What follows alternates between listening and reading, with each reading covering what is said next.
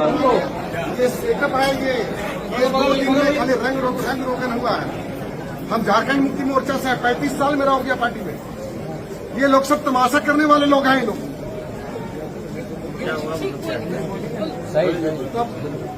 यहाँ पर जो है क्या कह रहे हैं हम लोग चाह रहे हैं कि अल्ट्रासाउंड जो है, अल्ट्रासाउंड है, पूछिए सीएस से। अल्ट्रासाउंड के लिए लोग बाहर जाते हैं, अल्ट्रासाउंड काहे नहीं है यहाँ पर? 1000 रुपया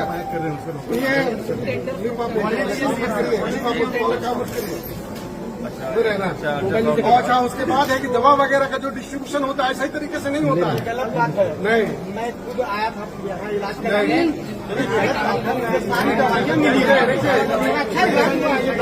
हम लोग लिख कर देते हैं कहाँ के ब्रांड गलत आरोप नहीं, दवा मिलती है मेरे पास। कुछ है अल्ट्रासाउंड क्या नहीं है, अल्ट्रासाउंड क्या नहीं है, अल्ट्रासाउंड क्या नहीं है। मंत्री जी से मेरा कोई शिकायत नहीं है, मंत्री जी ईमानदार है। मैं आप लोग से तर्क सुनिए, मेरी बात सुनिए अभी। ये देखिए हॉस्पिटल में जो हमें देख रहा हूँ ठीक है व्यवस्था, अल्ट्रासाउंड आपकी मांग है। हाँ, अल्ट्रासाउंड की व्यवस्था। डॉक्टर आए हमको मैडम ने खुद कहा कि डॉक्टर नहीं है अल्ट्रासाउंड का, जाके हम लेंगे और यहाँ पे अल्ट्रासाउंड का व्यवस्था है, सरकार ने सुविधा है। डॉक्टर साहब, मैं आपको बता रहा हूँ कि आप खाली फर्श पर देखिए, आज रंग रोगन किया गया, तेल हाथ में आ जाता है। ये स्थिति है, ये हम बता रहे हैं आपको। मतलब ये आप कैसे समझ रहे हैं? हम क्या बोले? जब अपने लोग ही जब कहते बात कटिंग करते हैं तो क्या करें बताइए हमको।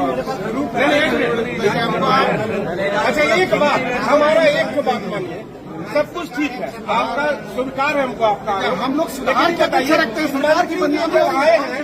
जब मैडम एक बार सुनिए, ऐसा पदाधिकारी, ऐसा डीसी महोदय, आज हम इतना अच्छा महोदय आज तक नहीं आई थी। ऐसे जो मंत्री हैं आज तक ईमानदार नहीं आए थे। ये बात, लेकिन आप लोगों ने भ्रष्टाचार का आतंक मचा दिया। लेकिन इनके आने से सुविधा हुई कि नहीं? और सोर्सेज में ये लोग गमन करते हैं, लोग और सोर्सेज में यहाँ का आदमी का बाहर ही नहीं। अब आपके अब्बा हजूर झारखंड के लिए लगा है, इन लोगों ने क्या किया है यहाँ पर? सारे बाहरी लोगों को भर दिया, सारे बाहरी लोगों को भर दिया, बाहरी लोग, सब बाहरी लोग।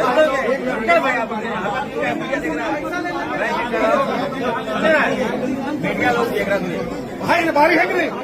100% बाहरी है।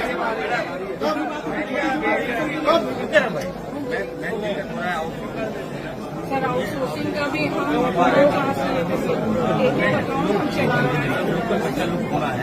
और जो अभी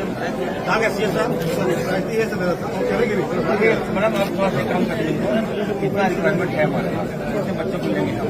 कोई बाहरी बच्चे को नहीं, सर बाहरी बच्चों को नहीं लेंगे, बच्चों को भरेंगे। ठीक है, आपको बहुत ईमानदार हम लोग पदाधिकारी, बहुत ईमानदार। पहले टेस्ट लेंगे, इलाज के नाम पर लूट चल रही है। वाह वाह जिला प्रशासन, इसलिए हम विरोध के माध्यम से जिला प्रशासन को भी हिलाने के लिए आए हैं। आने वाले दिनों में सख्त से सख्त हम लोग आंदोलन करेंगे अगर नहीं ठीक आ गया। अब क्या लेकर दादा, क्या विरोध हो रहा है? मंत्री जी का आगमन है और आपका ये विरोध किस बात को लेकर चल रहा है? हम लोग लगातार, ये नया विरोध नहीं है, हम लोग लगातार इस बात का विरोध कर रहे हैं। आयुष्मान में घरवैया सहियाओं का, निम्न वर्ग के कर्मचारियों को इंसेंटिव नहीं मिलना, आयुष्मान में गैर प्रशिक्षित डॉक्टर के द्वारा सर्जरी करना, जो एनेस्थेसिस्ट नहीं है वो एनेस्थेसिस्ट का पैसा निकाल लेते हैं, यही है आयुष्मान। और ये आयुष्मान में बहुत बड़ा खेल हो रहा है। जिला प्रशासन, सिविल सर्जन, डीए सब लोग मिले हुए हैं और इसलिए कोई सुधार नहीं हो रहा है, न भोजन होता है। आयुष्मान के रोगियों को बाहर से अल्ट्रासाउंड कराना पड़ता है, बाहर से दवा खरीदना पड़ता है। आज ये अड्डा बन गया है लूट का। इन लूट के खिलाफ में, और ओपीडी समय पर खुले, ओपीडी में सीसी कैमरा क्यों नहीं लगा है, ये जवाब हम लोग सिविल सर्जन से मांगने के लिए और मंत्री का ध्यान आकृष्ट करने के लिए आज हम लोग ये छोटा सा बात कर पाएंगे। तो आप लोग जो है मंत्री से डायरेक्ट मिलकर अगर इन सब बातों को रखते, लेकिन उनके आगमन पर इस तरह का विरोध करना कहीं लग रहा है कि जायज है? नहीं, हम मंत्री का विरोध नहीं करते हैं। अगला को जो मानना है सो माने। हम कोडरमा की जनता के हित में उनका ध्यान आकृष्ट करने के लिए, चूंकि ये तबका बहुत पावरफुल है, आप ये कई मीडिया इनका समाचार को छापने से कतराते हैं, इनके ऊपर दबाव होता है या किसी तरह से प्रभावित किया जाता है, हम इस पर नहीं बात करेंगे। लेकिन इसलिए हम लोग का ये मोर्चा, जनता का जो मोर्चा है आंदोलन करने का, इस पर तो किसी की पाबंदी इन सब मामलों को लेकर आप कभी यहाँ के सिविल सर्जन से या उपायुक्त से मिलकर इस पर कुछ कार्रवाई की मांग रखी है आपने? बराबर मिलते रहे हैं। उपायुक्त तो यही करते हैं, जिनके खिलाफ शिकायत है उन्हीं को दे देते हैं और यहाँ से शिकायत में जाता है। शिकायतकर्ता का शिकायत सत्य नहीं है और वही हम लोगों ने विरोध किया। आप जिसके खिलाफ में बात कर रहे हैं, आप उसी को आप जो है जांच करने के लिए दे रहे हैं। तो इस बार जो है वित्तीय अनियमितता का सवाल में बोले कि हम डीसी को दिए, पुराना मामला उसमें चुप हो जाते हैं। पुराना मामला कितने उठाए हैं, ये गलत तरीके से इन लोगों ने आचार संहिता के दौर में ये इनका क्लिनिक के साथ स्वयं सिविल सर्जन ने MOU किया है। आचार संहिता के दौर में पूरा उल्लंघन है। क्या उपायुक्त को यह मालूम नहीं है? उपायुक्त ने भी वो MOU फाइल पे ऑर्डर किया है। ये IAS बनते हैं केवल अपने हित के लिए, जनता के हित को नहीं देखते हैं। ये सब सवालों का जवाब नहीं देते हैं, मुंह बंद करके बंद हो जाती है जब ये सवाल करते हैं। तो आज आपका ये आंदोलन से क्या लगता है कि तमाम जो गड़बड़ियां चल रही है उस पर रोक लग जाएंगी? हम ये नहीं मानते हैं। हम ये जरूर जानते हैं कि अगर चुप रहेंगे तो अन्याय, अत्याचार, भ्रष्टाचार बढ़ेगा। इसलिए एक जागरूक हम लोग होने के नाते और हमारा संगठन जनपक्षीय संगठन है, हम इन लगातार विरोध करेंगे। मामला का समाधान करना जिला प्रशासन और राज्य सरकार की जिम्मेवारी है। नहीं करेगी तो हमको आंदोलन से तो नहीं रोकेंगे ना, आने वाले दिनों में और भी बड़े कि वो विरोध होने के बाद भी ऐसे में आप जो है आप पूरा वीडियो देखने के बाद आपको खुद समझ में आ गया हो कि इतना विरोध होने के बाद, इतना भ्रष्टाचार होने के बाद भी उनको सदर अस्पताल प्रशासन को डॉक्टर इरफान अंसारी के द्वारा, जो स्वास्थ्य मंत्री हैं झारखंड सरकार के, वो जो है उसको क्लीन चिट दे देते हैं और वो कहते हैं कि नहीं बहुत अच्छी व्यवस्था है, बहुत बेहतर व्यवस्था है। ये तो आश्चर्य वाली बात है। इतनी अच्छी मतलब इतना विरोध होने के बाद भी इतनी अच्छी बात कह के वो चले जाते हैं कि भाई यहाँ पे किसी भी तरह का कोई नहीं है, वो जो है पूर्ण रूपेण जो है। तो आप समझ सकते हैं कि इस तरह से इस पर जो है सो राजनीतिक संरक्षण भी प्राप्त है, ताकि राजनीतिक संरक्षण प्राप्त है, जिसके वजह से भी इस तरह का काम हो रहा है।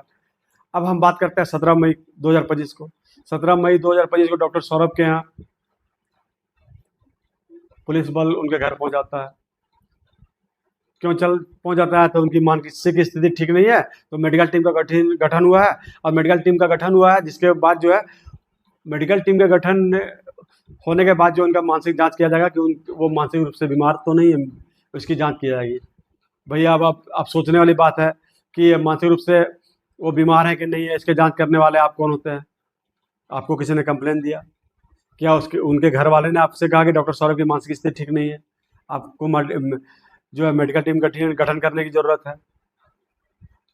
विश्वस्त सूत्रों से हमें ये भी पता चला कि अभी डॉक्टर्स के ग्रुप में, डॉक्टर्सों के बीच में जो है सदर अस्पताल में 2 गुट हो गया है। कोई डॉक्टर्स जो है सब वो खुल के सामने नहीं आ पा रहे हैं, केवल ये बोल रहे हैं कि भाई सिविल सर्जन जो गलत कर रहे हैं। कुछ डॉक्टर्स जो है वो ड्यूटी की वजह से कुछ नहीं बोल पा रहे हैं कि भाई अगर हम कुछ बोलेंगे तो हमारे ऊपर भी काज गिर जाएगा। तो दो तरह का बात हो गया। कुछ जनप्रतिनिधियों का नाम उसमें आ रहा था कि जनप्रतिनिधियों का कहना है कि भाई उनकी मानसिक स्थिति ठीक नहीं है। अब आप समझ सकते हैं कि कुछ डॉक्टर्स का भी करना है कि भाई इनकी स्थिति ठीक नहीं है, मेडिकल जांच करने की जरूरत है। तो आप समझ सकते हैं कि अगर भ्रष्टाचार के खिलाफ कोई सवाल उठाता है तो उसको मानसिक रोगी बनाने का पूर्ण रूपेण प्रयास किया जा रहा है, ये आप समझ सकते हैं।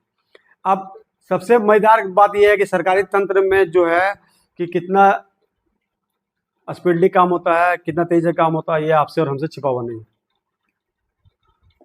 सिविल सर्जन के यहाँ से जिला प्रशासन के लिए एक पत्र निकलता है कि भाई मेडिकल टीम गठन किया गया है, डॉक्टर सौरभ को मेडिकल टीम के सामने लाया जाए। उसको लाने के बाद जो है सो उसमें उनकी जांच की जाएगी। मेडिकल टीम गठन के बाद वो चला जाता है एसडीओ के यहाँ। एसडीओ के यहाँ ऑफिस से मजिस्ट्रेट नियुक्त हो जाता है। एसपी से पुलिस बल मांगा जाता है। पुलिस बल जो है वो कोडरमा थाना जो है वो पुलिस बल के साथ मजिस्ट्रेट कौन, कोडरमा नगर पंचायत के जो कार्यपालक पदाधिकारी हैं उनको मजिस्ट्रेट नियुक्त किया जाता है। वो पहले कोडरमा थाना के ठीक सामने डॉक्टर सौरभ के क्लिनिक चली जाती है। वहाँ जाने के बाद जब क्लिनिक में वो नहीं मिलते हैं तो फिर उनके घर चला जाता है। घर जाने के बाद जब वो वहाँ भी नहीं मिलते हैं, डॉक्टर सौरभ के पिता वीरेंद्र शर्मा हैं, उनसे बात होती है। वीरेंद्र शर्मा पूछते हैं, भाई आप लोग क्यों आए हैं, क्या काम है बताइए। तो उनको एक ही जवाब दिया जाता है कि डॉक्टर सौरभ से बात करना है। डॉक्टर सौरभ से बात करना है तो डॉक्टर सौरभ से जब बात करना है तो भाई कोडरमा थाना के ठीक सामने ही उनका क्लिनिक है भाई, वो वहाँ पे हमेशा रहते हैं, आप वहीं क्यों नहीं बात करते हैं। अब बिना कोई नोटिस का, बिना कोई जांच का, बिना किसी के आवेदन का आप किस आधार पर किसी को मानसिक रोगी आप घोषित कर सकते हैं। तो आप समझ सकते हैं कि कितना बड़ा षड्यंत्र है और इस षड्यंत्र के लिए कितने लोग उसमें शामिल हैं। खैर फिलहाल तो अब मामला आगे देखने का बात होगा कि आगे क्या है हो सकता है इसमें और किस तरह से इस तरह का साजिश चल रहा है। आप ये कह सकते हैं कि सदर अस्पताल से कितना तेज से जो है उसको पागल बना के केवल 2 से ढाई घंटे के अंदर इस तरह का मामला जो हो जाता है कि वहाँ से चिट्ठी निकलता है, चिट्ठी निकलने के बाद पुलिस भी उनके घर तक पहुँच जाती है।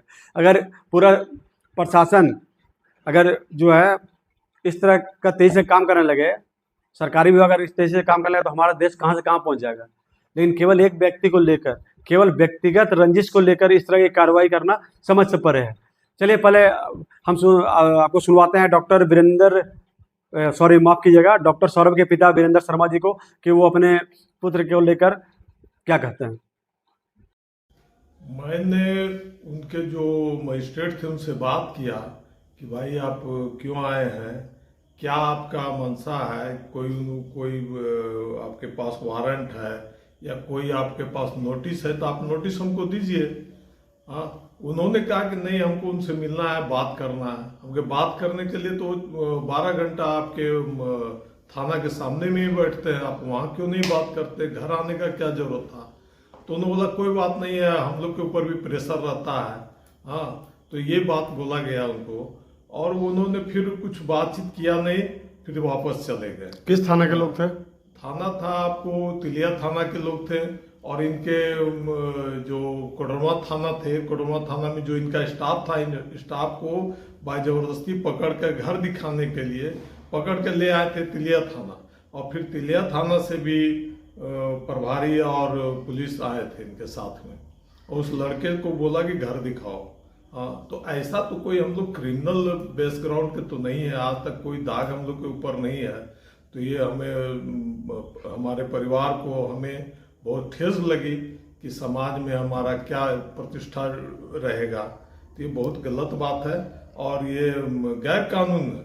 आप किसी के पास जाइएगा तो बिना कोई पेपर के, बिना कोई नोटिस के आप कैसे चले जाइएगा किसी के पास, यही बात है। तो ये पूरे प्रकरण में आप किसको दोषी मानते हैं कि डॉक्टर सौरभ के साथ जो है मानसिक जांच करने की बात आ रही है? तब पूरे प्रकरण में शुरू से ही CS अनिल कुमार का ही दोष है। उन्होंने पहले इनका सतगावा ट्रांसफर करा दिया। जब इन्होंने लिख करके दिया कि सतगावा मेरा ट्रांसफर नहीं हो सकता, मेरी बहाली कोडरमा के लिए हुई है, फिर 2-3 दिन के बाद इनका जो है बैक करके फिर कोडरमा ज्वाइन कराया गया। कोडरमा ज्वाइन कराने के बाद उन्हीं के आदमियों ने इनको बोला कि सर आपका ट्रांसफर हो गया, वापस हो गए तो कोल्ड ड्रिंक पिलाइए। कोल्ड ड्रिंक पिलाने में जो इनका फोटोग्राफर किया गया, उनके आदमियों ने इसको वायरल करके कोल्ड ड्रिंक को दारू शो किया गया। उसमें 5-6 आदमी का फोटो आया था और इसमें कुमार सौरभ को फिर बाद में नौकरी से निकाल दिया गया, डॉक्टर साहब को। तो ये सब सोची समझी साजिश के तहत ही हर काम को किया गया है। इसके बाद फिर एक बहुत पुराना कोई सामूहिक रामनवमी के दिन का घटना का था कोई केस, उसमें इन्होंने क्या किया, शनिवार के दिन शाम को 7 बजे इनको उठा लिया। हमने परिवार को बताया नहीं गया और 1 महीने तक जेल में रखा गया इनको। इनका जो है बेल नहीं होने दिया जा रहा था। ये थाना से जो डायरी होती है, डायरी को रोक के रखा गया, 1 महीने तक डायरी भेजा ही नहीं गया, जिसके कारण से इनका बेल नहीं हुआ। बाद में फिर क्या किया, जब बेल हो गई इनकी, उसी दिन फिर एक नोटिस चिपका दिया कि आपका झारखंड का लाइसेंस नहीं है, इसलिए आपका दुकान नहीं खोल सकते। हम लोगों ने 1 सप्ताह के अंदर में झारखंड का लाइसेंस ला करके इनको दिया, फिर दुकान खोले। बाद में पता चला कि ऐसे बहुत सारे लोग हैं जिनके पास झारखंड का लाइसेंस नहीं है। ये सारा साबित करता है कि सीएस जो है तो जानबूझ करके इसके पीछे इनको दबाने का, थ्रस्ट करने का कि कोई हमारे विरुद्ध में कैसे खड़ा हो गया, जबकि मेरा यहाँ तूती बोलता है। हाँ, तो अब क्या है, कुछ डॉक्टर लोग डर से इनके साथ में आ जाते हैं कि नहीं करेंगे तो उनका भी दुकान बंद हो जाएगा, उनका भी क्लिनिक बंद कर दिया जाएगा। इसलिए कुछ डॉक्टर जो हैं इनका साथ देते हैं, लेकिन वो दिल से नहीं देते हैं, इनके दबाव में आकर के इनका साथ देते हैं। तो इसमें आप व्यक्तिगत रंजिश भी मानते हैं? व्यक्तिगत रंजिश हो गया, ये व्यक्तिगत रंजिश है और ईगो का प्रॉब्लम है। उनको लगा कि एक अदना सा आदमी हमारे स्वामित्व को कैसे ललकार रहा है, कैसे हमको यहाँ पर अंगुली दिखा रहा है। आप डॉक्टर सौरभ के पिता हैं, कभी ऐसा लगा कि ये मानसिक रूप से जो है इनकी स्थिति ठीक नहीं है जिसकी वजह से इनको जांच की जरूरत है? कदापि नहीं। ये पूरे फील्ड में घूमते हैं, ये समाज सेवा करते हैं, लोगों का फ्री ट्रीटमेंट करते हैं, गांव-गांव जाते हैं। कहीं से किसी कॉर्नर से ऐसा नहीं है, और ऐसा लगे इन लोग को तो एम्स में इनका करवा लें। तो मेडिकल टीम के समक्ष जब इनको जब इनको प्रस्तुत होने की बात हुई और पुलिस आपके घर में आई तो आपसे किसी भी तरह का कंसेंट लिया गया था? कोई कंसेंट नहीं लिया गया। इवन जब इनको उठाया गया था, 1 महीने का जेल डाला गया, उस दिन रात में भी इनको आप थाना बुला करके और इनको तुरंत 2 घंटे के अंदर मजिस्ट्रेट से साइन करा के जेल भेज दिया गया 2 घंटे के। ऐसा तो किसी क्रिमिनल के साथ होता, और हमें खबर भी नहीं मिला, परिवार को भी खबर नहीं दिया गया कि आपके बेटा को गिरफ्तार कर लिया है। तो आप कानून से क्या मांग करते हैं? कानून से मांग करते हैं कि इसका न्याय किया जाए। इसके लिए एक ऐसा कमेटी, सामाजिक कमेटी बनाया जाए जिसमें समाज के भी लोग हों, झुमरी तिलिया के भी लोग हों और मजिस्ट्रेट लोग हों जो इसका इंक्वायरी करें और इनका सही निदान करें। आपने सुना डॉक्टर सौरभ के पिता वीरेंद्र शर्मा जी को कि उन्होंने अपने पुत्र को लेकर क्या कहा कि वो पिछले कई महीनों से ऐसा षड्यंत्र चल रहा, कई महीनों से इस तरह के काम किए जा रहे हैं। तो आप समझ सकते हैं कि इसमें कहीं ना कहीं व्यक्तिगत रंजिश भी शामिल है। और एक बार फिर हम डॉक्टर सौरभ को अपने तरफ से सलाह देंगे कि सारे के सारे जनप्रतिनिधि हों, सारे के सारे पदाधिकारी हों या सारे के सारे मीडिया कर्मी हों, एक जैसे नहीं होते। इसलिए मीडिया कर्मियों के बारे में या अन्य पदाधिकारियों के बारे में, या आप ये कह सकते हैं कि जनप्रतिनिधियों के बारे में आप जो है एक साथ सारे लोगों से को चोर ना बोलें। और हो सकता है कि कुछ लोगों से आपको तकलीफ होगा, अब पर्सनली उनका नाम लेकर आपको बोलना चाहिए था। सारे के सारे लोगों को आप एक साथ ना बोलें, ये मेरी पर्सनल सलाह है। आज के लिए इतना ही, फिर मिलेंगे नई कहानी के साथ, तब तक के लिए नमस्कार।